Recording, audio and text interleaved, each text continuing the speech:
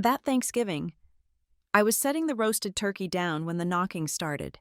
Not the doorbell, just a slow, raw, persistent thump, like someone had deliberated for a long time before raising a hand.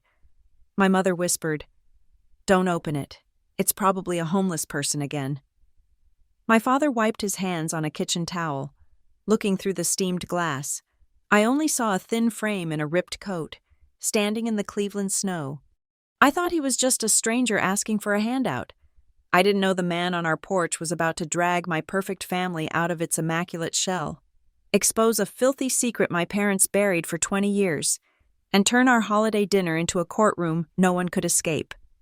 My name is Violet Hayes, and at 27, I am a financial analyst for Harborline Analytics, one of those clean, aggressively modern tech consulting firms downtown in Cleveland. But right now, none of that matters. Right now, I am back in the suburbs, Shaker Heights adjacent, where the lawns are manicured and the shame is kept behind closed doors, and I am an unwilling participant in the annual performance piece known as Thanksgiving at the Hayes residence. The house itself is the first character in our drama, a monument to the relentless pursuit of image. It's a neo-colonial with perfectly symmetrical windows and a front yard so flawlessly cut it looks less like grass and more like deep green, wall-to-wall carpeting. The crimson wreath on the mahogany door is opulent, the kind that costs $300 and sends an immediate signal to the neighbors. We are successful, we are stable, we are blessed. Inside, the air is clean to the point of sterility. It smells faintly of lemon polish, expensive vanilla candles, and the overwhelming scent of a 6-pound turkey that's been in the oven for 5 hours. Everything is precisely where it should be, which means nothing is ever comfortable. I'm in the dining room, laying out the china, the set Mom calls the special occasion white. It has thin platinum rims and is so delicate I feel like I need to wear white gloves just to touch it.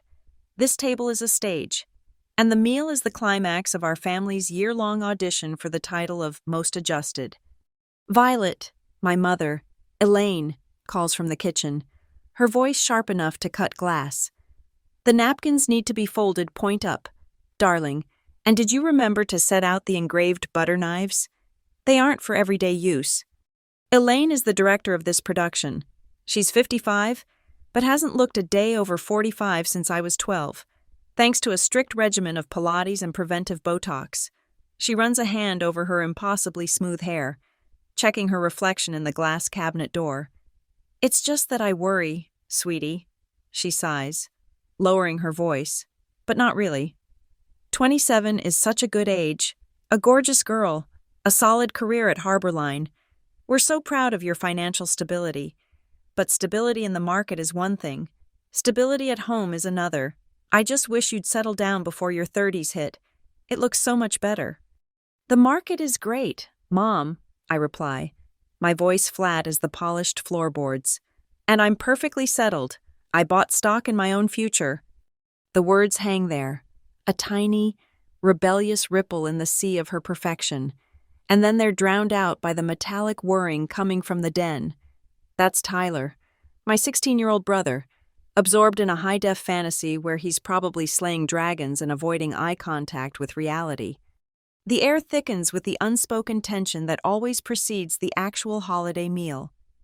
It's the moment before the curtain rises, when everyone secretly dreads performing their assigned roles. Then it happens. Thump, thump, thump. It is not the elegant, 2-note chime of our expensive doorbell, the kind that plays a little melody. It is a series of knocks, slow, heavy, and startlingly low on the mahogany door. They sound hesitant, almost apologetic, as if the person on the other side had rehearsed the action for a good 5 minutes before committing. The sound rips the silence like a dropped plate. Elaine freezes mid-adjustment of the lace runner. My father, Mark Hayes, who is meticulously carving the turkey in the kitchen, stops the electric knife, the whirring fading instantly. "What was that?" Elaine mouths, her eyes wide. Tyler doesn't look up from his screen. He mutters, a classic, privileged teenage eye roll audible in his tone. Probably someone fundraising again, or trying to sell me something stupid. Tell them we already donated. The entitlement in his voice, the instant, casual dismissal of anyone who might possibly need something, is a harsh mirror reflecting the core value system of this house. Tyler has perfectly internalized the family philosophy. If it's inconvenient or messy, it doesn't exist. Elaine's face tightens. It's the look she reserves for things that threaten her curated order. A smear on the window, a bad word in the church bulletin, a disruption from the outside world. She hurries over to my father, who is wiping his glistening knife clean. "Mark, don't you dare," she hisses, her voice barely a whisper, yet vibrating with control. "Don't you dare open that. You know those people have been lurking around the park this past week. I saw them. It's just some homeless person looking for a handout. We are not encouraging that in this neighborhood." The word she uses, encouraging, sounds like she's talking about an infestation. Her fear isn't about charity or lack thereof. It's about a breach of the invisible, protective bubble she's spent 2 decades constructing. Her security is tied directly to the flawless image of our home. A dirty stranger at the door is a crack in the foundation of her entire self-worth. My father hesitates. Mark Hayes is the CEO of Northbridge Strategy Group, a high-powered business consulting firm. He's built his empire on quick, ruthless decisions. Yet in this moment, he looks strangely indecisive, his posture suddenly slumping under the weight of his holiday cardigan. Then, the second knock comes. It is louder this time, more insistent, not angry, but drawn out, a desperate, hollow sound that echoes the severity of the Cleveland cold just outside our perfectly insulated walls. It's no longer an awkward request. It's a plea, a sustained knocking that refuses to be ignored. I step toward the foyer. The door has a narrow, vertical sidelight window made of etched frosted glass. I lean closer, angling my head just right to catch a glimpse of the man's silhouette against the gray afternoon light. He is very thin. The shoulder line of his coat droops, an ancient, faded canvas that probably belongs in a bin. His hair, visible just above the thick collar, is tangled in silver white. He is hugging something close to his chest, a backpack, ragged and shapeless. The way he stands, hunched against the biting November wind, feels utterly defeated. He looks so cold. A tiny, traitorous voice whispers in my head. Mark is already moving. He ignores Elaine, who is now gripping his arm, her polished nails digging into the fine wool of his sweater. "Mark, stop. What are you doing? Think of the image. Please, don't do anything. Weird in front of the children?" She spits out the word weird like it's a contagious disease. The internal conflict between my parents is laid bare in this tiny, dramatic space of the foyer. My mother, Elaine, is the iron fist of image and safety. Everything must look correct, and nothing must threaten their security. My father, Mark, is the one who occasionally, maddeningly, attempts to wear the mantle of morality, the man who makes large, performative donations to his alma mater, the man who talks about giving back. I see the seed of their conflict being sown right now. The moral obligation versus the social obligation. Mark gently pries Elaine's fingers off his arm. His expression is unreadable, a mixture of guilt and some strange, nascent curiosity. He says nothing, but his silence is a thunderclap in the room. He walks to the door and unlocks the deadbolt. I stand there, suspended between the immaculate kitchen and the dining room stage. My 27-year-old mind, honed by years of analyzing risk and reward, immediately goes to the practicalities. The stranger is dirty. The stranger is a disruption. My primary emotion is not fear or pity, but a deep, childish annoyance that this man is going to ruin our carefully orchestrated Thanksgiving tableau, the one that will inevitably end up on Elaine's Facebook, captioned with 3 hashtags about gratitude and grace. I don't want the visual clutter of outside misery in my perfectly curated holiday. The heavy door creaks open just a fraction. A blast of icy metallic air rushes into the foyer, carrying with it the scent of wet asphalt and old wool. I instinctively pull my sweater tighter. I hear two distinct voices. The first belongs to the man. It's a low, raspy voice, rough from years of exposure, but surprisingly articulate and polite. "Excuse me, sir," he says, and I strain to catch the words. "I apologize for the intrusion on your holiday. I was wondering if you might have any leftover scraps. Just a few, please. I haven't eaten much today." His request is humble, delivered without the expected aggression or demand. He is begging, but he sounds like a man asking for directions. My father's response is the most unsettling part. Mark Hayes, the man who commands boardroom negotiations worth millions of dollars with an unwavering baritone, answers with a voice that is small, almost choked, and profoundly hesitant. "Just scraps?" Mark murmurs. There is a long pause, maybe 3 seconds, but it stretches out like a minute. I can feel my mother's rigid panic behind me. My father doesn't immediately dismiss the man. He doesn't tell him to move along. His hesitation is far too personal, too loaded. It's the first tangible hint of the deep, black hole of mystery that lies beneath the polished surface of our perfect suburban life. It's as if my father hasn't just been confronted by a homeless man, but by an echo. A ghost he thought he'd left buried 2 decades ago in a city far away. The door remains slightly ajar, letting the biting wind seep into the warmth. I watch as Mark's hand, the hand that signs multi-million-dollar contracts, grips the edge of the door, his knuckles white. I realize that the man outside hasn't just knocked on our door for food. He has knocked on the door of my father's conscience, and the hesitation I hear is the sound of a wall finally beginning to crack. This is not a simple encounter with a vagrant. This is a conversation with the past, and my father is struggling desperately to keep the door from opening completely. The tension is so thick I can taste it, sharp and metallic, overriding the rich smell of the roasting turkey. I wait, paralyzed, knowing the entire fragile equilibrium of our family is balanced on whatever my father decides to say next. Mark didn't slam the door, but he shut it with a definitive click, trapping the cold air and the stranger's request on the porch. He turned back to us, his face tight, the hesitation gone, replaced by a defensive rigidity. Elaine was instantly on him, her whisper escalating to a frantic drone. "Mark, thank God. Now, go back to the kitchen, and let's forget this ever happened." He's gone. It's Thanksgiving, and the Petersons are due here at 5. But Mark stood his ground, leaning against the closed door, effectively sealing off the perfection of the dining room. "He's still out there. Elaine, it's snowing. He just asked for some food." As the argument began, a familiar, hollow feeling settled in my stomach. It was the background noise of growing up in this house. The relentless, exhausting effort to maintain the appearance of normalcy, of happiness, of having it all together, regardless of the truth churning underneath. Every piece of furniture, every family photo, every polite exchange with a neighbor was a performance calculated to project an image of impeccable stability.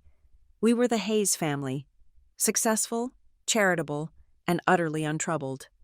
I watched my mother, Elaine, pull at the hem of her cashmere sweater, her mild pink lipstick perfectly applied, even though she hadn't left the house all day. She meticulously checked her reflection again in the polished surface of a silver tray. Elaine wasn't just my mother. She was the Hayes family's chief image officer. Her real focus wasn't on whether I was happy, but whether I was providing her with the correct social currency, a stable relationship, a promotion, or at least a compelling anecdote for the Parent-Teacher Association meeting or the Church Ladies' Guild.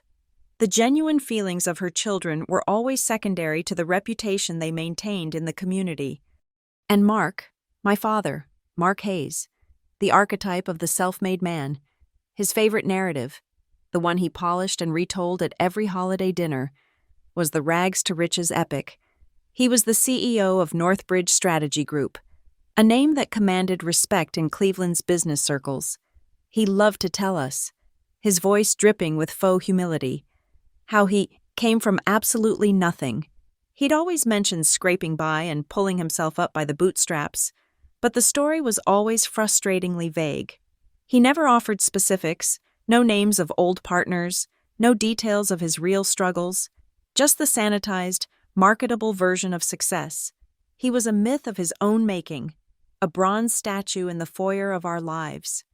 My mind snagged on the difference between the man outside and the man leaning against the door. I remembered countless evenings when a news segment about poverty or the growing homeless crisis would flash across the television screen. Without fail, Mark or Elaine would immediately hit the remote, changing the channel or shutting the set off entirely. They make choices. Violet, Elaine would say, smoothing her clothes. They choose not to work hard enough. It's a mentality. No one is forcing them to be there, Mark would affirm, his tone cold and definitive. Hard work is the only variable that matters. It was a stark, black and white worldview, a cruel, judgmental efficiency that allowed them to live comfortably in their bubble, absolved of all social responsibility beyond writing a big enough tax-deductible check.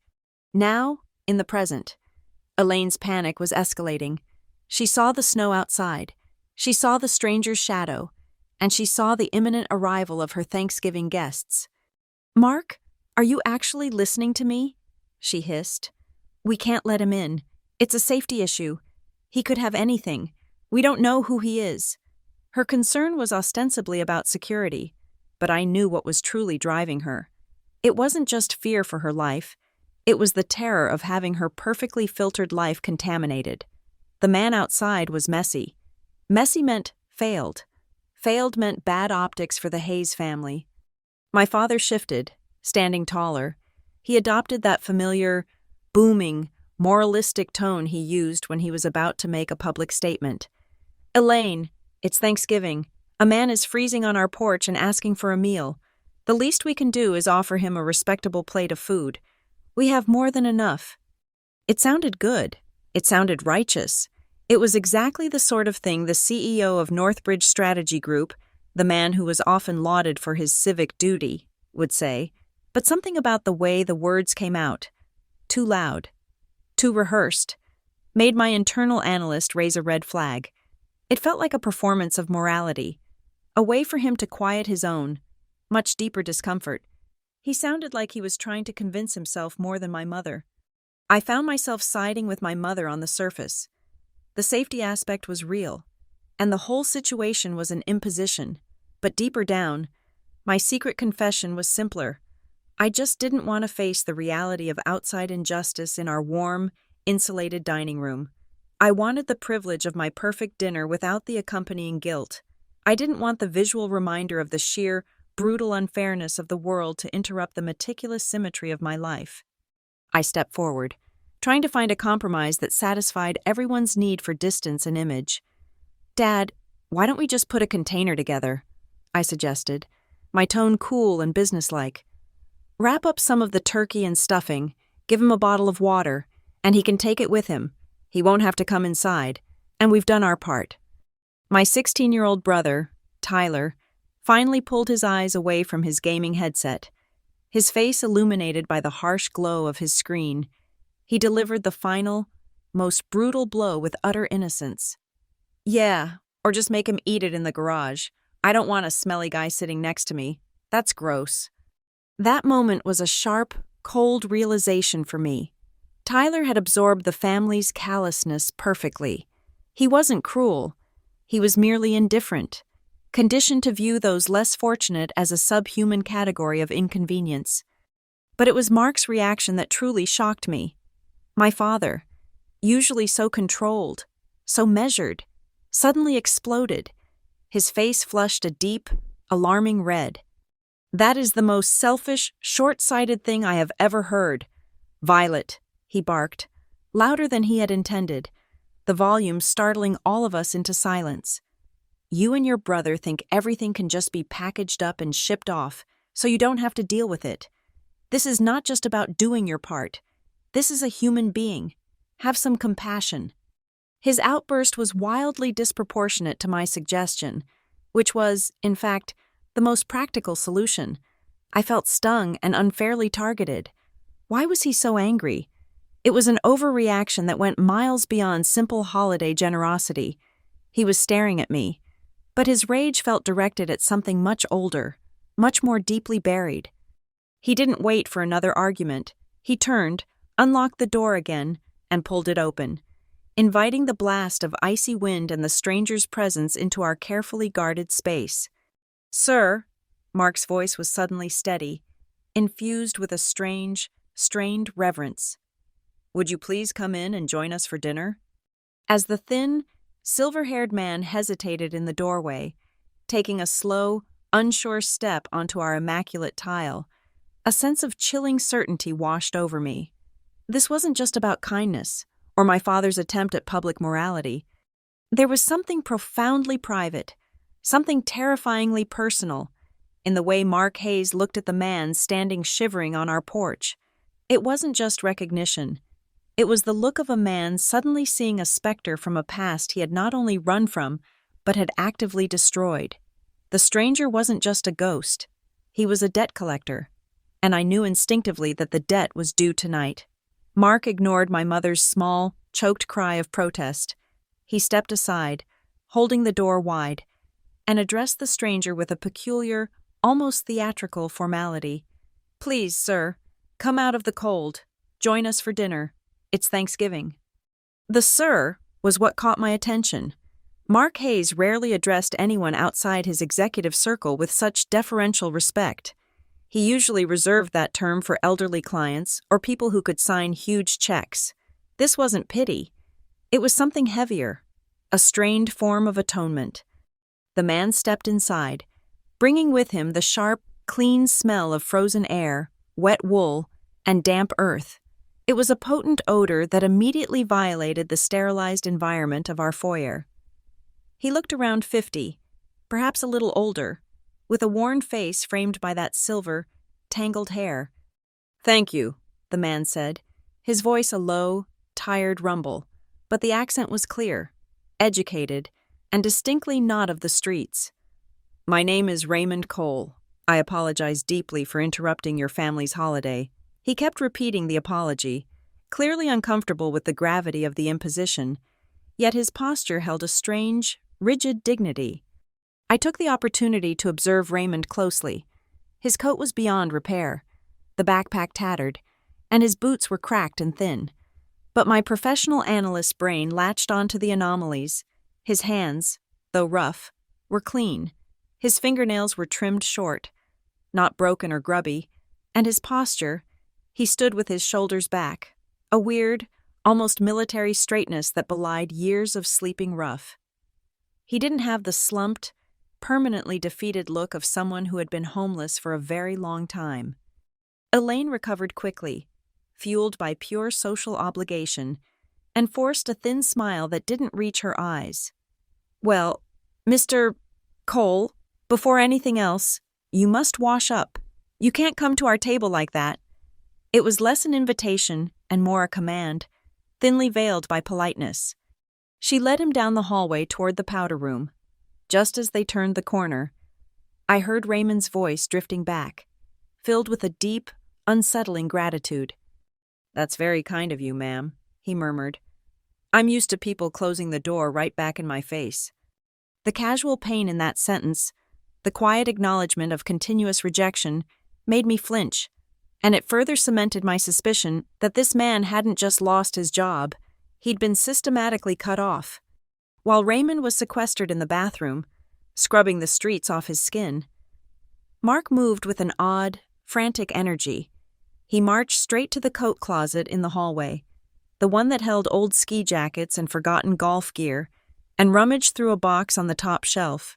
He pulled out a slightly too large, plain white dress shirt, one he'd probably bought for an event years ago and never wore again.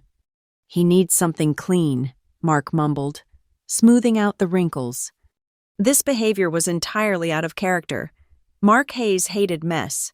He was the kind of man who hired professionals to organize his filing cabinets. The idea of him rummaging through old clothes for a stranger, let alone offering his own personal garments, was unsettling. It deepened the pool of my suspicion. This wasn't just charity, it was penance. When Raymond Cole returned, he looked different. He was still thin, still wearing his ragged trousers and worn boots, but the clean white shirt provided a stark contrast that highlighted his clean hands and that peculiar, upright bearing. He looked less like a derelict and more like a professor who had fallen on catastrophic hard times. He was escorted, stiffly, to the dining room. We had 6 chairs set for the immediate family, and Raymond made 7. He sat at the spot I usually reserve for my aunt, right at the corner, as far from my mother as possible. As he settled in, I watched his eyes move, not scanning the room, but quickly, efficiently taking inventory. They swept over the crystal glasses, the sterling silver flatware, and the sprawling centerpiece, but his gaze lingered on the framed photos hanging in the adjacent hall. He paused for a noticeable moment on one large, glossy print, a picture of my father smiling broadly, holding a glass trophy, titled, "Mark Hayes, Kind-Hearted Entrepreneur of the Year." A barely perceptible muscle twitched in Raymond's jaw before he calmly turned back to the table. Elaine, managing to maintain her social facade, gestured toward me. "This is my daughter, Violet. She's in finance, a financial analyst for Harborline. Very stable." Raymond turned his head. He didn't offer a platitude or a forced smile. He simply nodded, his deep-set eyes meeting mine. The eye contact lasted maybe a second longer than was socially acceptable, and in that fleeting moment, I felt him analyzing me. It wasn't the vacant stare of a hungry man. It was the assessing look of a man evaluating a piece on a chessboard, considering my role in this family, in this wealth. It was unsettling. The meal began under a blanket of suffocating silence. It was the ante-Thanksgiving. The only sounds were the scraping of knives against the delicate china, the occasional clink of a wine glass, and the mechanical chewing. Tyler, my oblivious brother, was discreetly trying to sneak a photo of Raymond at the table. I saw him hold his phone under the tablecloth, trying to get a dramatic shot to send to his friends for some dark, privileged joke about the hobo who came to dinner. The casual cruelty of it made my skin crawl. Mark, desperate to restore the illusion of tradition, cleared his throat. "All right, everyone, let's do our annual gratitude ritual. It's important to remember all the good things we have, especially today." He was pushing hard for normalcy, for the performance to continue, but the performance was fundamentally broken. Elaine sighed internally, rearranging the food on her plate. Tyler rolled his eyes but put his phone away. Mark looked directly at Raymond, a nervous tick working at the corner of his eye. "I'll start, then we'll go clockwise," Mark announced. But before he could utter his well-rehearsed words of thanks for his company's success and his wonderful family, Raymond Cole spoke. It wasn't a loud declaration or an interruption. It was a faint whisper, a rough exhale that seemed to escape him accidentally, as if he were speaking only to the ghost of his own memory. "I used to teach the children how to write those sentences before Thanksgiving, years ago." His words faded into the sound of the crackling fire. "I used to teach the children." No one else seemed to hear it. Elaine was too preoccupied with her napkin. Mark was focused on his own opening statement. But I heard it. The statement was not about being hungry or cold. It was about being an educator, a guide, a man whose past involved shaping young minds and traditions.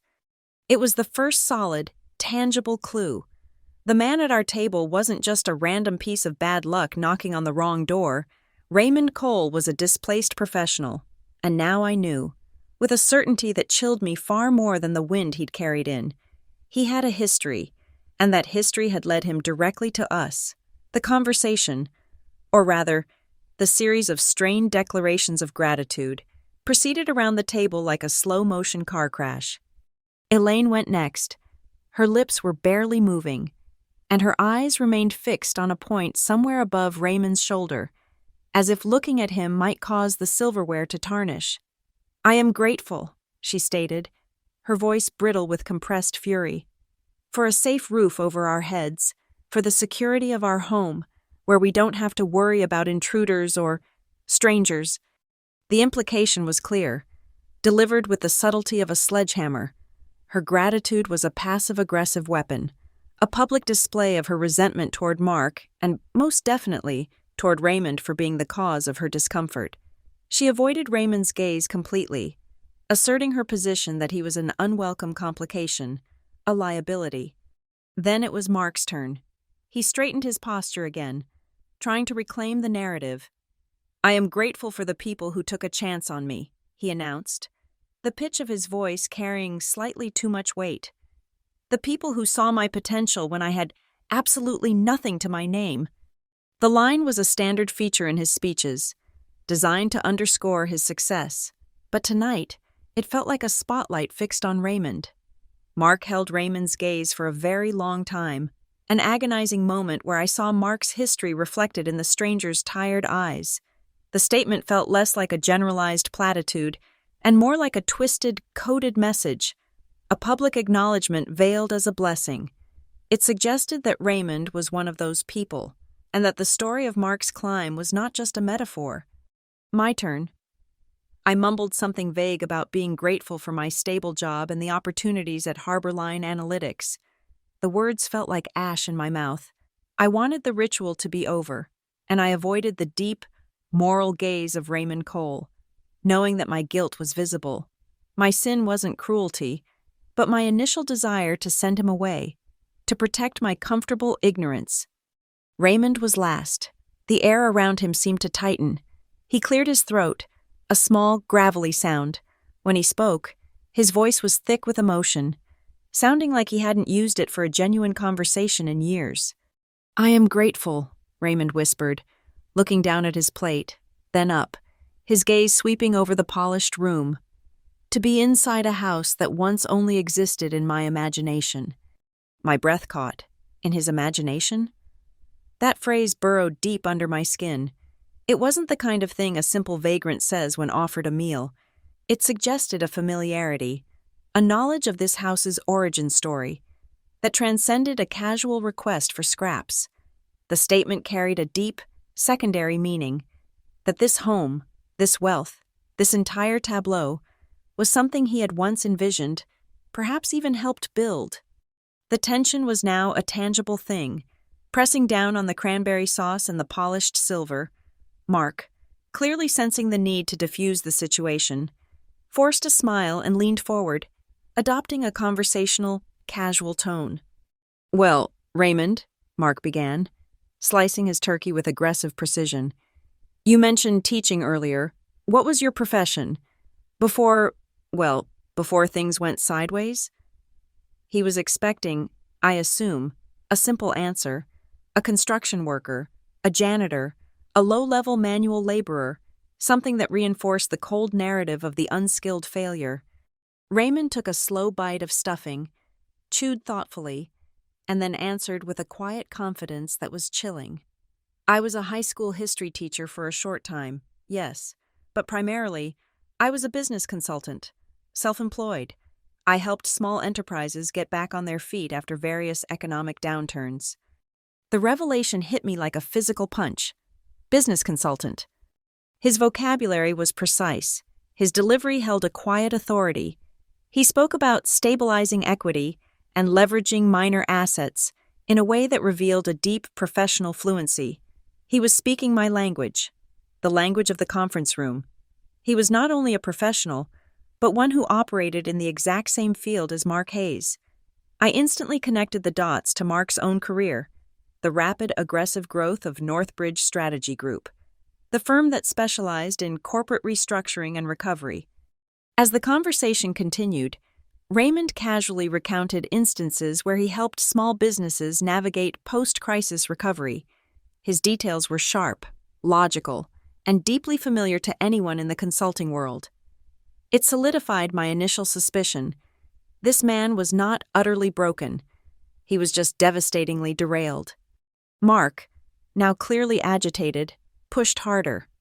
"And where did you practice this consulting?" Raymond looked out the window at the snow drifting down. "In a smaller, older city by the river, Riverton, Ohio." The temperature in the room dropped again, suddenly and sharply. Riverton. Mark had only mentioned that city a handful of times, always dismissively. He referred to it as the place I came from, the unmentionable time of his impoverished youth, a period he explicitly told us was too uninteresting, and painful to dwell on. It was the geographic graveyard of his past, and Raymond Cole was its living, breathing representative. The coincidence was too enormous to be one. Mark's breathing became audibly shallow. He desperately tried to steer the conversation away, but Raymond, with surgical precision, dropped another pin on the map. Yes, Riverton. I recall a little convenience store near Ashbridge Lane there. I used to pick up coffee there every morning on the way to the office. The effect of those two words, Ashbridge Lane, was immediate and terrifying. Mark's jaw tightened so violently I thought his teeth might crack. He reached for his knife, gripping the handle of the carving tool so hard his knuckles were stark white. He produced a laugh that was high-pitched and completely devoid of humor. Riverton. That's ancient history. Raymond, Mark stammered, abruptly changing the subject to the new stadium being built downtown. A completely forgettable place. Now, tell me, Elaine, did you remember to chill the Pinot Noir properly? The reaction was too strong. An innocent street name in a distant, forgotten town should not elicit such a physical, desperate defensive maneuver from a man who manages hundreds of millions of dollars. Tyler, sensing the intense undercurrents but entirely missing the history, piped up with a classic, teenage question. Hey, wait, did you ever, work for Northbridge Strategy Group, then? Since Dad owns it, and you're a consultant? Raymond smiled, a thin, sad crescent of a smile that didn't touch his eyes. He slowly dabbed his mouth with a linen napkin. No, son, not directly, Raymond replied gently. But I knew of a company very much like it, operating in that same niche, many years ago. The air was heavy, viscous, making it difficult to breathe. I finally saw it all, the pieces clicking into place with cold, geometric precision, the lingering gazes, the veiled pronouncements of gratitude, the specific geography, the shared professional history, and the shocking overreaction to a forgotten street name. Raymond Cole was not a random anomaly. He was not a hungry man who had randomly knocked on the $300 wreath of the Hayes family. He knew exactly whose door he was knocking on. He knew Mark Hayes, and Mark Hayes, with a crippling certainty, knew him. Raymond Cole was here for a reason, and it was a reason that had nothing to do with holiday cheer and everything to do with the flawless, terrifying architecture of Mark Hayes' success. The forced ritual of the meal finally gave way to the chaotic aftermath of cleaning. The heavy tension of the conversation still clung to the air, making the rich smell of turkey feel sickeningly sweet. Elaine seized the opportunity. She grabbed a stack of delicate platinum-rimmed plates and steered me sharply into the kitchen, the swinging door shutting us off from the dining room where Mark and Raymond Cole remained. "Listen to me, Violet," she whispered urgently, her hands trembling as she rinsed a gravy boat. She didn't sound like a mother. She sounded like a panicked executive in a crisis. "You need to talk to your father, now. Our relatives will start arriving in about an hour and a half, and he needs to be gone before then. This man is a disaster waiting to happen." She leaned closer, her perfect coiffure brushing my ear. "Go tell your father to write him a check, a large one. Make it 5,000, maybe 10,000, whatever it takes. Tell Mark to give him the money and get him out before he ruins everything." It was always about the image. Her instinct wasn't to understand or apologize, but to use money to buy silence and restore the facade of perfection. Her morality was transactional, always subservient to social standing. "He's not leaving just for a check, Mom," I said flatly. The pieces of Raymond's story, Riverton, Ashbridge Lane, business consultant, already forming a cold, coherent theory in my head. "Of course he is," Elaine snapped. "What else would a man like that want? He's clearly trying to extort us. Just fix it. Violet, use that analytical brain of yours to calculate the quickest exit strategy." I left her drowning in the sink full of fragile china and walked back toward the quiet, suffocating drama of the dining room. Tyler was still slumped on the sofa, scrolling on his phone, the silence having lulled him back into adolescent disinterest. As I approached the doorway, I stopped, letting the heavy velvet curtains shield me just enough. Mark and Raymond were seated at the table, a respectful distance between them. Both nursing cups of coffee, they were talking in low tones, a conversation that felt less like polite small talk and more like a necessary confrontation. Raymond was speaking. His voice was calm, almost philosophical. "It's ironic.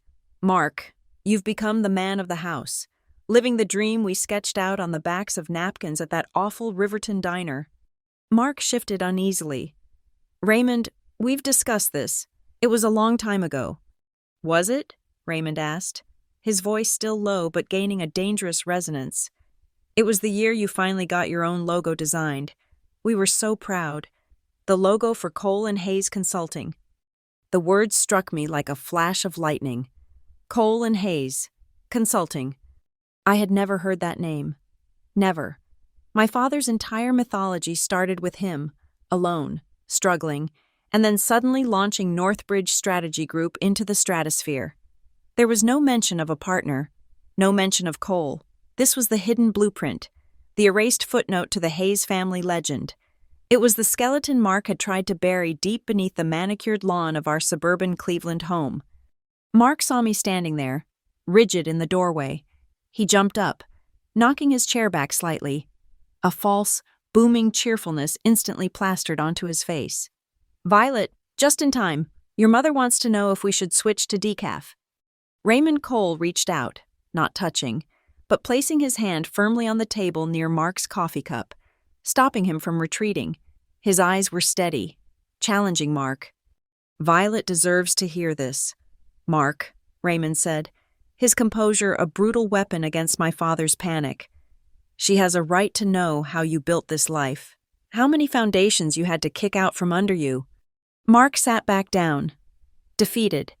The air around the table crystallized, becoming solid and cold. Raymond didn't look at me, but began to speak, weaving a narrative that was both confession and accusation, a chilling parallel to the rags to riches story Mark had fed us for years.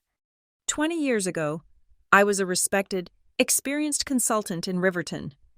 Raymond began, his voice taking on the measured rhythm of a seasoned professional. Mark walked into my office, young, brilliant, absolutely broke, but sharp as a razor. I saw his potential. I brought him into my small firm. I shared contracts. I mentored him. I taught him the business, step by step. We were partners. Cole and Hayes. He paused, gathering his strength. The memory, for him, felt like a physical weight he was lifting. The company grew quickly. We landed a major account, a crisis management deal. It was our biggest contract, the one that would secure both our futures. But Mark had bigger ideas. He secretly used our shared resources and client lists, took the framework of that major deal, and restructured the whole portfolio under a brand new entity, Northbridge Strategy Group. Raymond's eyes finally met mine. They were devoid of bitterness, only deep, profound loss. He used a legal loophole, something I hadn't seen coming, to nullify my stake in the new venture. When the deal went south initially, a falsified financial report, designed to look like my error, landed squarely on my desk. I took the full blame. I lost my reputation, my savings, everything I had invested. Mark emerged clean, the young genius who survived a corporate crisis and took the successful pieces to build his own empire. The man who had asked for scraps was the very man whose career, whose life, had been sacrificed to forge the gilded legend of Mark Hayes. I looked at my father, expecting the vehement denial, the forceful refutation, but Mark only sat there, his shoulders hunched, his face a mask of shame and self-pity. "I had to survive, Violet," Mark mumbled, his voice hoarse, avoiding Raymond's eye. "I did things I'm not proud of. I was desperate to get out of poverty. I saw an opening, and I took it. It was brutal, yes, but it was legal." A half-confession, a desperate attempt to frame his treachery as mere cutthroat business acumen. It was exactly at that moment that Elaine returned, carrying a tray of untouched dessert. She had clearly heard the end of the exchange, the words, "not proud of." She dropped the tray onto the sideboard with a clatter. "Is that what this is?" she demanded. her voice sharp and dangerously high. She pointed a trembling finger at Raymond. "You're trying to blackmail us? After all these years? Are you trying to extort money from Mark?"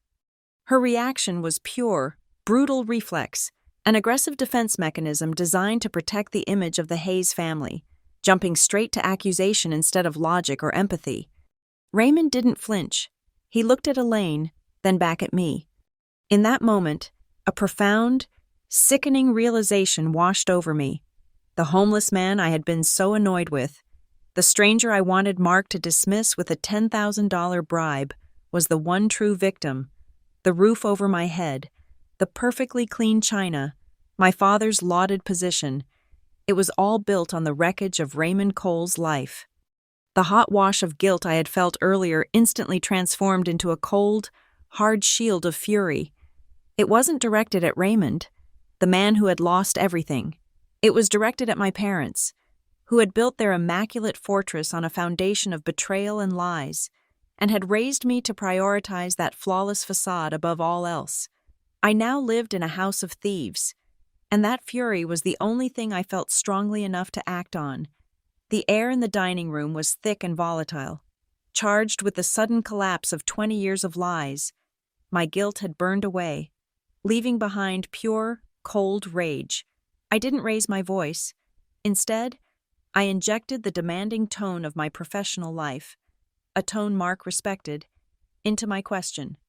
"Dad, I want the whole truth now," I said, stepping fully into the room, standing beside Raymond's chair. "Not the legal defense, not the spin, the whole, unvarnished truth. Why is Raymond Cole, your former partner, standing here in a borrowed shirt on Thanksgiving? I want your part in it." Mark rubbed his forehead, his mask of composure completely shattered. He looked old and small. Elaine was still rigid by the sideboard, clutching a dessert plate like a shield. "It was complicated. Violet," Mark began, trying to minimize the disaster. "After I launched Northbridge, Cole and Hayes, Raymond's original operation, it didn't survive the market shift in Riverton. It went under. I didn't push it under, but I certainly benefited from the timing." "Benefited how exactly?" I pressed, leaning forward, forcing him to articulate the betrayal. He finally confessed, his voice barely a raw whisper. Raymond lost everything. His entire personal savings were tied up in the business, and he couldn't cover the debt. His wife, Patricia, she was ill, needed constant care. He tried to run, to start over, but the creditors, it was impossible. He went bankrupt. I used my connections to buy up some of the distressed assets, the good clients who were looking for a fresh start, and the intellectual property, the consulting framework he designed. I felt a dizzying wave of nausea. "So, you let your partner, the man who mentored you, crash and burn with a sick wife and a mountain of debt. Then you used his crisis to acquire his company's best pieces at bargain basement prices, setting up shop just a few months later as the savior who saw the opportunity?" Mark looked away, appealing to the only morality he still understood. "It was legal, Violet. It was all within the legal framework. I filed the paperwork correctly. Raymond should have been smarter with his equity distribution. Legal does not equal right." "Dad," I shot back, my voice rising sharply, echoing against the elegant walls. "You didn't just walk away. You actively used the materials Raymond created, his documents, his client trust, to undercut him on those smaller enterprise contracts. You didn't just start over. You pushed him out to make room for yourself. And you built this entire life, the house, the company, the perfect image, on his destruction." Elaine finally broke her silence, stepping forward, her face a mask of furious defense. "That's enough. Violet, you don't understand business. That is what happens. Raymond made a bad investment, a bad choice. Mark saw an opening and took it. That's called being an entrepreneur. He should have been more careful, more ruthless. You are acting like a child. He is simply a failure of his own making." Her words, failure of his own making, were a final, devastating statement of their entire worldview, The poor were poor because they lacked the moral fiber to be rich. They were not victims. They were simply inefficient. Raymond Cole, who had been silent throughout this brutal exchange, slowly raised his head. He looked at me, then at Mark. "Violet, please," he interjected, his voice surprisingly gentle. "Don't let this break your family apart. I didn't come here to incite hatred. Your father was under immense pressure. He chose the easy path, the path of self-preservation. I chose to close my eyes that year, too. I trusted him. I don't want to be the reason another family tears itself apart." His grace, his refusal to be the vengeful catalyst, was more painful than any accusation. It showed a nobility that Mark had long since abandoned. I turned to Raymond, the real question that had been gnawing at me since the moment he spoke of Ashbridge Lane finally escaping my lips. "Mr. Cole," I asked, my voice steady again, fueled by a terrible, cold logic. "If you don't want to break us, then tell me, why are you here tonight? You didn't knock randomly. You knew this was the Hayes residence. What is the real cost you've come to collect? Are you here for revenge? Blackmail?" The fear of exposure, the thought of this story being leaked to the Petersons and the rest of the Shaker Heights Society, was a cold shiver down my spine. Raymond looked me straight in the eye, his expression sorrowful. "I drove past this house yesterday. Violet, I saw the wreath, the perfect symmetry. I saw the kind-hearted entrepreneur article online years ago. I just wanted to knock on the door. One final time. The door that Mark had spent 20 years sealing shut. I wanted to see if the man who built this fortress on my collapse had any conscience left. If he'd closed the door immediately, I would have walked away. But he didn't. He hesitated, and that was all I needed to know. He was here not for money, but for judgment. He was here to see if the man who was Mark Hayes still existed beneath the CEO. It was Tyler, my utterly detached, game-obsessed younger brother, who delivered the final, most devastating question. He finally pushed himself up from the sofa, having heard enough of the raised voices and the horrifying implications. "Wait," Tyler asked, his voice shaking slightly, his tone serious for the first time all day. He looked straight at Mark. "Are you saying we only have all this money, this house, because he lost everything?" The simplicity of the question, the raw, innocent distillation of the moral equation, was far more crippling than my corporate jargon or Elaine's frantic defense. Mark Hayes finally snapped. He lurched out of his chair, pointing a trembling finger at Raymond. "Don't you dare! Don't you poison my children against me! You made mistakes too.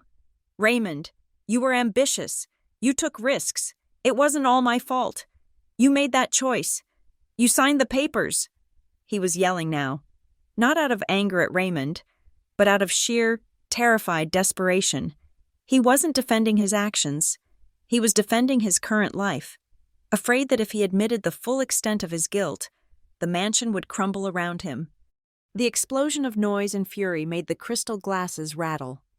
I looked from my screaming father to my silent, defensive mother, and then to Raymond Cole, the weary embodiment of their sin. I realized I could no longer live in this structure of elegant lies. The foundation was filth, and I was part of the architecture. Taking a deep, steadying breath, I stepped back, creating distance from the entire table. "That's it," I stated, my voice low and dangerous. "The performance is over. You have two choices.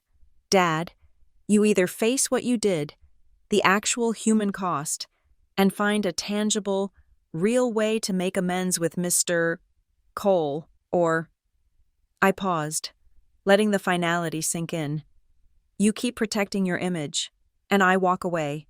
I can't live in a house built on such grotesque injustice anymore."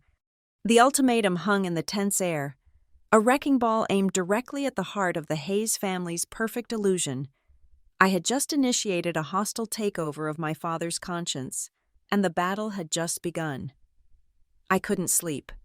The perfect silence of the Hayes house, usually a comfort, now felt like the oppressive quiet inside a tomb. I lay in the luxurious guest room, but my mind was in overdrive. performing the job my father had paid hundreds of thousands of dollars for me to learn: financial forensic analysis. The pieces Raymond had dropped: Riverton, Ashbridge Lane, Cole and Hayes Consulting, were data points, and I was going to use them to reconstruct the crime scene. Sometime around 3 o'clock in the morning, I slipped out of bed, careful not to wake Tyler in the next room. I went straight to the sleek, minimalist home office Mark rarely used, where he kept his archival records in a series of perfectly labeled digital files. I started digging. I used my analyst's login, a backdoor access Mark had granted me for reviewing old case studies, and worked through the archives. I cross-referenced the foundation date of Northbridge Strategy Group, which Mark always claimed was started from scratch in 1999, with Riverton business registrations. The data confirmed my chilling theory: Cole and Hayes. Consulting was legally dissolved in late 1998. The dissolution was quick, forced, and filed in conjunction with an obscure municipal tax fraud case in Riverton, a case that was too small, too localized, to ever make a blip on the Cleveland business news radar. I found the docket. The defendants were Raymond A. Cole and, peripherally, Mark J. Hayes, but the outcome was radically different. The docket clearly showed that Raymond had been listed as the insolvent defendant, forced into immediate Chapter 7 bankruptcy, effectively eliminating his personal liability and his ability to sue Mark for years. Mark, however, was noted as a cooperating witness who provided essential documentation to resolve the matter, resulting in the dismissal of charges against him and a clean slate. The pattern was terrifyingly clear. Mark hadn't just benefited from Raymond's failure, he had orchestrated it through legal maneuvering. He had found a scapegoat, a struggling partner desperate to protect his ailing wife, and leveraged a minor legal issue into an existential crisis for Raymond. Mark's cooperation was nothing more than throwing Raymond under the bus and using the resulting vacuum to absorb the assets and reputation. He hadn't just climbed the ladder, he had ripped out the rungs beneath Raymond's feet and used them to build his own floor. I sat back in my father's expensive leather chair, the cold, hard reality of his betrayal settling deep into my bones. My father hadn't been merely cutthroat. He had used the legal system itself to weaponize Raymond's misfortune. The kind-hearted Entrepreneur of the Year trophy downstairs was built on documented perjury. The urge for revenge was overwhelming, but it wasn't a destructive impulse. I didn't want Mark to simply suffer. I wanted him to be forced to admit the truth publicly and to rectify the decades of injustice. I wanted accountability, the one thing money couldn't buy him. I went downstairs. The house was dark. The only sound the low, rhythmic hum of the furnace. I found Raymond Cole curled up on the chaise lounge in the sunroom, which Elaine had grudgingly set up as a temporary sleeping area. He was shivering slightly, despite the heavy blanket I'd put over him. I knelt quietly beside him. "Mr. Cole? Raymond?" He woke instantly, his eyes clear and weary, not startled. "Violet, are you all right?" "I know the rest of the story now," I whispered. I looked up the old filings, the Riverton court documents. Mark didn't just walk away. He threw you into the fire to save himself. Raymond closed his eyes, a deep sigh escaping his lips. "I assumed you would. You're your father's daughter. Violet, you have the same mind for detail, for connection." He paused. "But that's why you can't do anything about it. I don't want to destroy your family. Mark is still your father." "My father is a fraud," I stated, the words tasting like metal. "And if I sit here and stay silent, if I let him continue to live this life of undeserved prestige, I am complicit. I become the corporate analyst who only cares about the bottom line, not the human cost." I thought of the cold data I dealt with daily at Harborline, the spreadsheets showing hundreds of layoffs or redundancies. Every row was a Raymond Cole, a person Mark and his colleagues had decided was simply an acceptable casualty in the pursuit of higher yields.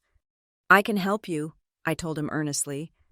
"I know the loopholes Mark used. The statute of limitations for the original fraud is long gone, but there are always civil avenues. Breach of fiduciary duty, unjust enrichment. I can reconstruct your consulting model. Use the documents I know Mark kept, and we can force him to compensate you. Not just a handout. Raymond, a true reckoning, the return of what was stolen." He looked at me, his eyes searching, assessing. "I don't need the money. Violet, not really. I'm too tired to start over. I just needed to look him in the eye and see if he was capable of shame. He is. That's enough for me." "It's not enough for me," I countered fiercely. "You taught the children. You built a life. He took it. If you accept this injustice, you are telling me that hard work doesn't matter. Only ruthlessness. That's a lesson I refuse to learn." I stood up, walking toward the dark kitchen island. "Mark won't give you anything publicly because that validates your claim. He'll offer a large, private, non-disclosure payment, a bribe. If you take that, the story dies, and he remains the beloved, benevolent CEO." My plan began to form, sharp and calculated, leveraging the one thing Mark cherished most: his image. I couldn't rely on the legal system, which Mark had mastered. I had to use the social system. I started collecting materials. I knew Mark kept an archive of trophies, physical contracts, and bound reports from his early days at Northbridge that he saw as evidence of his genius. I crept into the study, found the dark wood cabinet, and extracted the Riverton-era files. They included a copy of the Cole and Hayes Consulting Business Plan, annotated in Raymond's familiar, precise handwriting, and a client list that Northbridge had seamlessly inherited. The plan was simple, brutal, and had to be executed now, while Raymond was still here, still the living, breathing consequence of Mark's actions. Elaine's relatives, the Petersons, the Whites, and several of Mark's minor business partners were due to arrive in a few hours for the extended, official Thanksgiving reception. This was the moment Mark would be at his most confident, his most performative. This was the stage where he would parade his success. My plan was to create an unscripted, public confrontation, backed by documented evidence, forcing Mark into a choice: either publicly accept the blame, acknowledge Raymond Cole as his former partner, and make an immediate, irreversible commitment to restitution, or watch his carefully constructed image, his reputation, his company's standing, his marriage, implode in front of the very people he sought to impress. He wouldn't be able to retreat to the legal defense of business as usual when confronted by the man he ruined, surrounded by his family and peers. I set the files on the kitchen counter, creating a neat, terrible stack of evidence. The sun was just beginning to rise, painting the sky outside in cold, metallic grays. I glanced back at Raymond. He was now fully awake, watching me, his silver hair catching the faint light. He was the key. He was the truth. I had given my father an ultimatum, but Mark Hayes was a man who only understood force. If he wouldn't willingly pay the price for justice, I would force him to pay the price for his image. The reckoning would happen today, and it would happen in the perfect, bloodless silence of the Hayes dining room. The afternoon brought the extended family phase of the holiday, transforming our meticulously arranged dining room into a powder keg disguised as a banquet hall. Relatives, old family friends, and even a couple of Mark's minor business partners began to arrive, bearing gourmet pies, expensive bottles of wine, and the required holiday cheer. None of them suspected the explosive device, Raymond Cole, was calmly seated in the sunroom, waiting for his cue. Elaine was a marvel of furious control. She had clearly intended to usher Raymond out before the first guest arrived, but Mark, trapped between his crippling guilt and his stubborn pride, made an unexpected move. He refused to let Raymond leave, whether this was a subconscious act of moral necessity or a deeply twisted form of self-flagellation. I didn't know. Instead, as the guests mingled, Mark performed the most uncomfortable introduction of his career. "Everyone, this is Raymond," Mark announced airily, steering his sister's husband away from Raymond's corner. "An old business acquaintance from Riverton, just passing through and stopped in. A lovely surprise." The lie was thin, stretched over a terrifying truth. I watched the reactions of the guests with the cold, calculating eye of a sociologist: my aunt, Diane, a woman whose entire social standing was based on her husband's high-paying legal job, offered Raymond a polite, strained smile. Her eyes darting quickly to his worn shoes and back up, an expression of visible discomfort and social panic. Mr. Henderson, a Northbridge associate who looked up to Mark, offered a handshake with a mixture of vague pity and barely concealed disdain, the standard societal response to a perceived failure. The consensus, reflected in their forced politeness, was clear. Why is this mess here? The main event began when everyone was seated, the enormous turkey carved and plated, and the wine flowing freely. The table, now stretched to accommodate 15 people, was a gleaming tableau of American affluence. This was Mark's stage, and he knew it. He stood up, tapping a butter knife against his water glass. The low hum of holiday chatter died down. This was the moment for the annual Mark Hayes success monologue.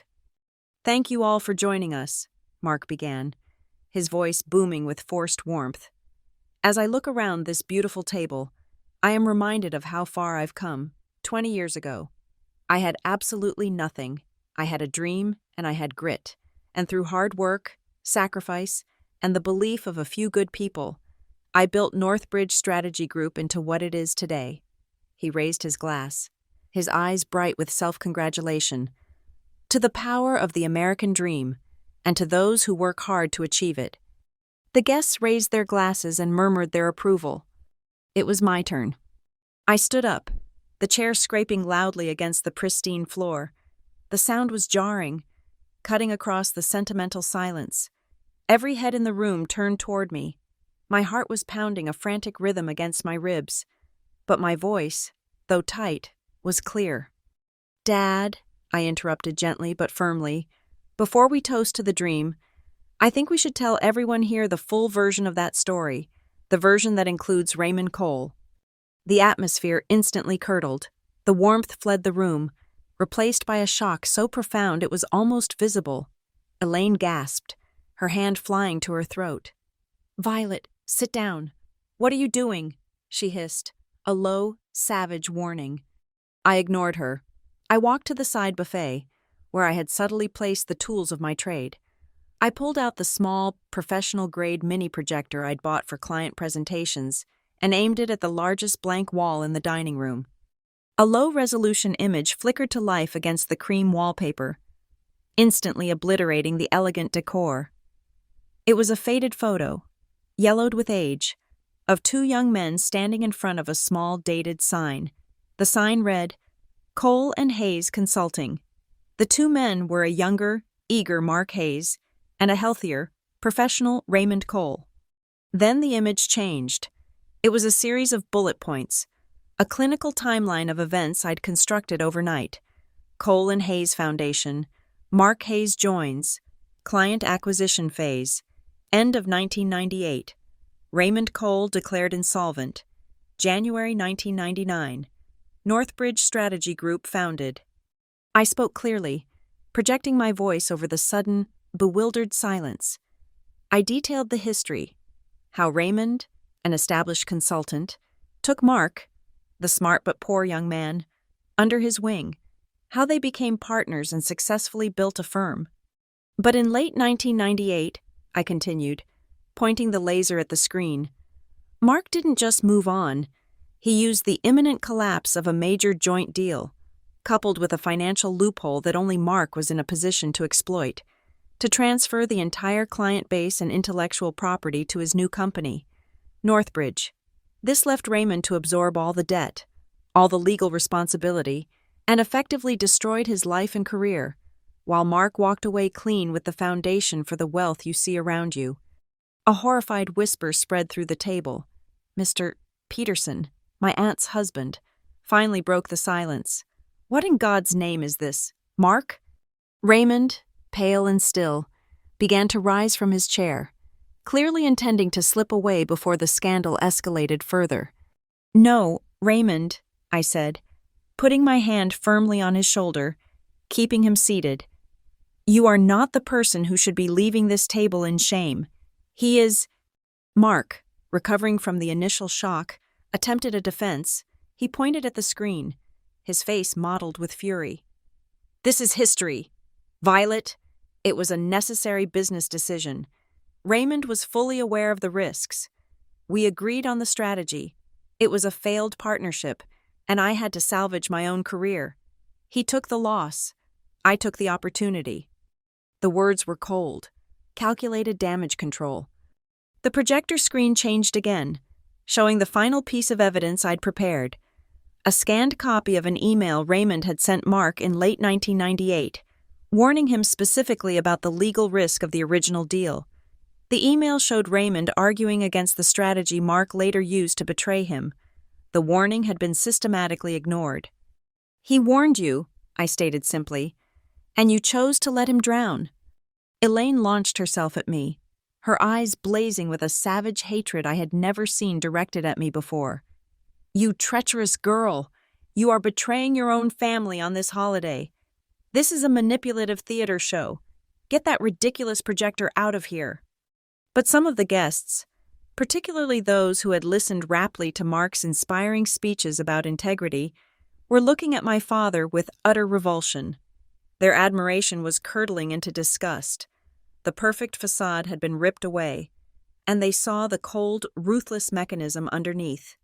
I looked at Mark, his face defeated, surrounded by the remnants of his perfect holiday meal and his crumbling myth. I delivered the final, non-negotiable question, my voice ringing out across the appalled silence of the dining room. "Dad, do you have the moral courage to look everyone at this table in the eye and tell them that your success is completely untainted by the fact that you pushed Raymond Cole into homelessness?" A heavy, absolute silence descended upon the room. The only sound was the faint hiss of the projector, broadcasting the truth. The dining room was suspended in an impossible silence, the air thick with the unspoken gravity of my final question. Every eye was locked on Mark Hayes, waiting for the definitive collapse or the final, furious defense. After what felt like an eternity, Mark slowly lowered his head. He didn't look at me, at Elaine, or at Raymond. He stared at his own polished silver reflection in the water glass. When he finally spoke, his voice was flat, devoid of the theatrical bluster he usually employed. "Violet is not wrong," he admitted, his voice barely audible, forcing the stunned guests to lean in. I did take advantage of the situation 20 years ago, the opportunity. I used the crisis to launch Northbridge. I benefited from Raymond's misfortune in a way that, today, I cannot fully justify. It wasn't a full confession of fraud, but it was an acknowledgement of moral guilt. Uttered in front of his social and financial peers, it was enough. The admission hung in the air, instantly dissolving the perfect narrative of the self-made man. The consequences were immediate. Two of Mark's close business associates, a husband and wife who ran a logistics firm, rose stiffly from the table. Their faces were cold, their smiles entirely gone. "Mark," the husband said, his voice clipped, "we'll be in touch. We need to review some of our current arrangements. Excuse us." They didn't shake hands. They simply walked out of the room, their departure a silent, financial alarm bell signaling the first tremors of Mark's unraveling future. Elaine moved quickly, abandoning the pretense of politeness and rushing to Mark's side, desperate to patch the hole I had blown in their life. "Don't you dare listen to her!" Elaine cried, her voice high and frantic. "Mark was poor. He did what he had to do to survive. That man," she pointed a trembling finger at Raymond, "lost everything because he made mistakes. Mark was acting in self-defense. This was necessary." I looked directly at my mother, the woman whose entire being was dedicated to image preservation. Surviving doesn't mean stepping on the hand of the person who pulled you up, Mom. It means surviving with your integrity intact. Mark chose wealth over honor. Raymond finally spoke, his tired voice a counterpoint to the family's rising hysteria. "I should leave," he murmured, attempting to stand. "I never wanted this to happen. I never wanted to cause division in your home. Violet, I couldn't pretend I didn't know your father anymore." Mark finally lifted his head and looked Raymond full in the face. A true, Unblinking look. The first time in 20 years. I suspected. Raymond, Mark said, the name sounding rusty on his tongue. If I give back what was rightly yours, if I return the capital, the profit share that should have been yours, will that be enough? The question wasn't about money. It was about whether he could still buy his way back to peace, whether conscience could triumph over 20 years of fear. I stepped forward, taking control of the negotiation. This could not be a simple cash payment. It had to be structural and permanent.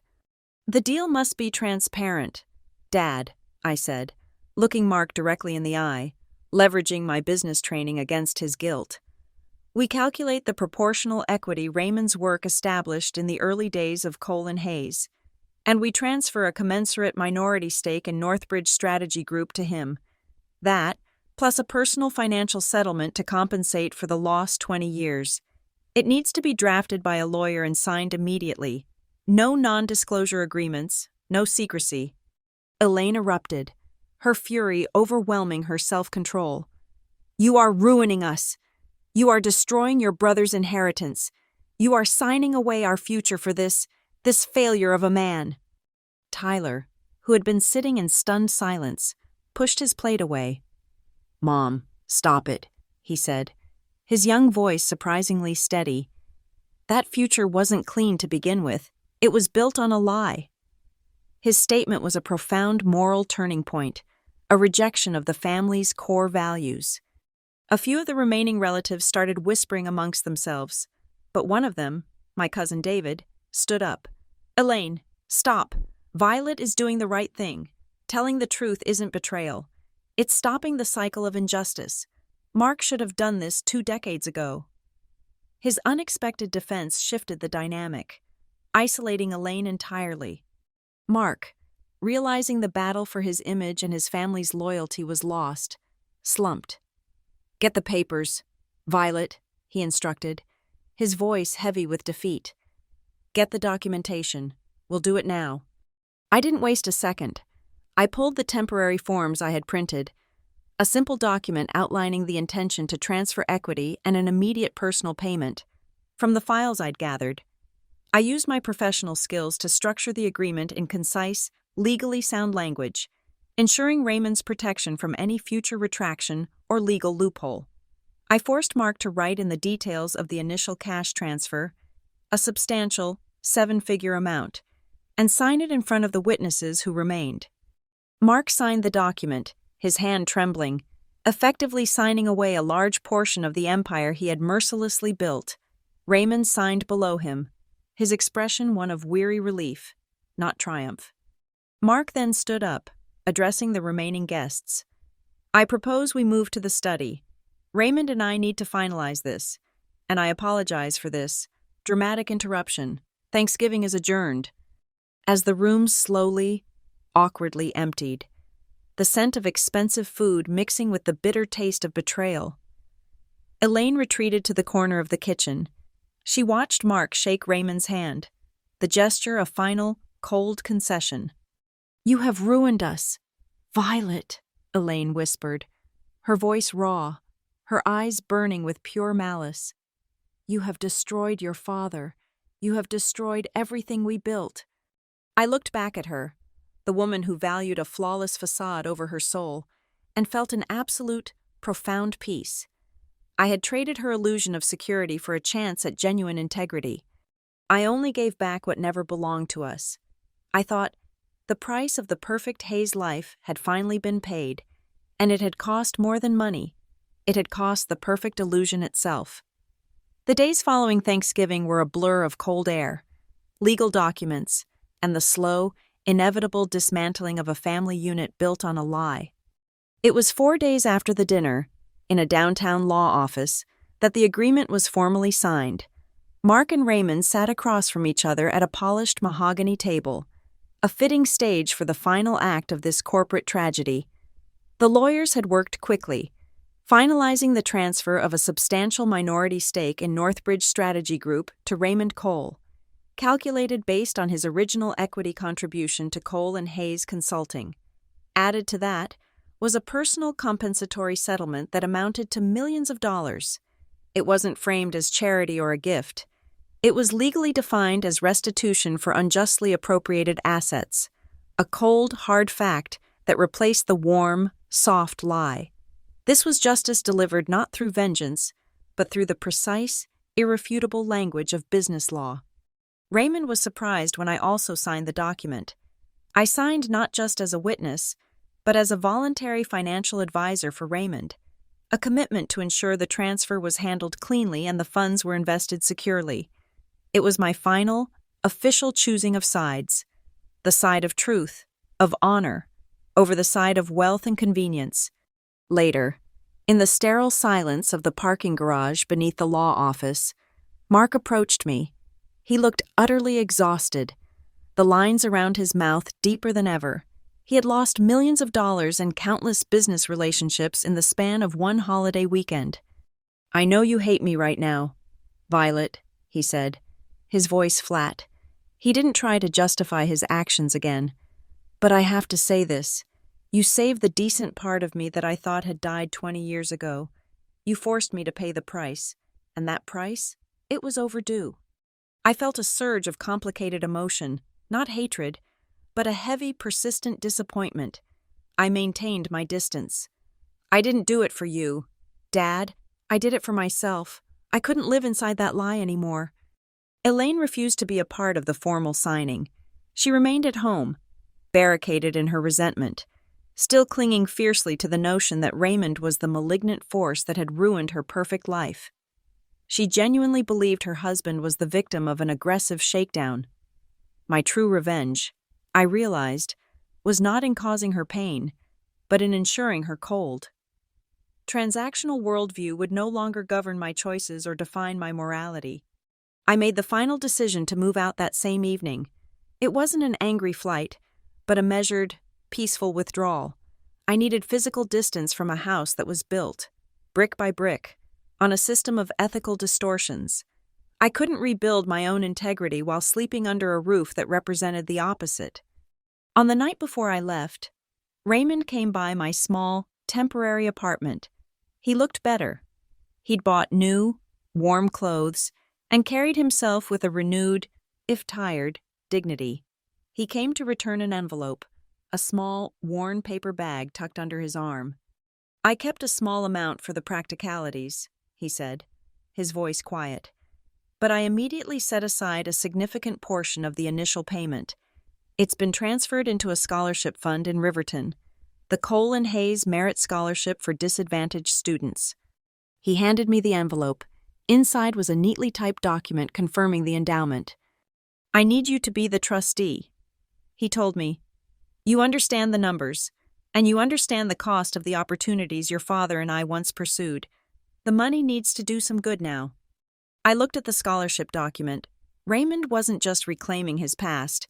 He was using the money stolen from him to build the next generation of honest professionals. He had turned the betrayal into a future opportunity for those exactly like the young Mark Hayes, but without the ruthless necessity of corruption. He had not only achieved justice, but had surpassed it with grace. I realized that the revenge I had initially imagined, seeing my father lose everything, was a childish fantasy. The true, profound relief came from seeing Raymond stand tall. Not because he was rich again, but because he had his dignity back, and he didn't have to bow or scrape or thank anyone for what was rightfully his. We stood on the small, drafty porch of my new apartment building, the city sounds already feeling more honest than the silence of the suburbs. Raymond was preparing to leave for Riverton, where he planned to manage the foundation and perhaps start teaching again. "You did something your father couldn't do that year, Violet," Raymond said, his eyes kind. "You stopped letting the fear of loss dictate who you are. You chose the harder thing, the necessary thing." I watched him go, feeling a strange mix of exhaustion and exhilarating freedom. The Thanksgiving that was supposed to be a flawless family pageant had instead become my painful, violent awakening. A freezing man knocked on the door, seemingly just for a meal, but he was actually there to demand the return of a stolen life, and in doing so, he had fundamentally freed me from the perfect cage of my own making. I looked back at the memory of that hesitant, raw knock on the front door. I knew that the next time I heard such a sound, I wouldn't immediately think of it as an annoyance or a threat. It would be a final, important reminder that justice doesn't appear on its own. Sometimes, it must be invited to the table, even when everyone else is desperate to shut the door. Thank you for listening to Violet's story of reckoning and redemption. Where in the world are you tuning in from? Let me know in the comments below. Please subscribe to Lila Revenge Stories, like this video, and hit the hype button so more people can hear the true cost of the American dream.